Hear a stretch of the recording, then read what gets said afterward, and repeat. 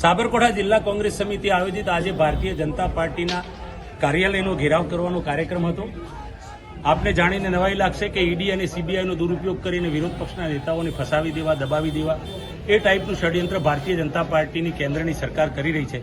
એના ભાગરૂપે national Herald case જે હતો એ નેશનલ હેરાલ્ડ કેસની અંદર અમારા આદરણીય નેતા સોનિયા ગાંધીજી અને રાહુલ ગાંધીજીને ખોટી રીતે ફસાવી અને ઈડી અને સીબીઆઈનો ડર બતાવી એમની પૂછપરછ કરી અને એમની સામે ચાર્જશીટ દાખલ કરવાનો પ્રયાસ કેન્દ્રની ભાજપની સરકારે કર્યો હતો।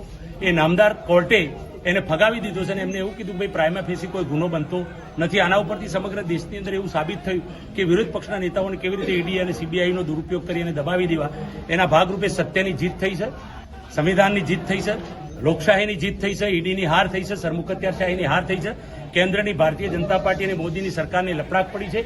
એના ભાગરૂપે સમગ્ર દેશની અંદર આ પ્રોટેસ્ટ કરવાનો કાર્યક્રમ કરવામાં આવ્યો હતો।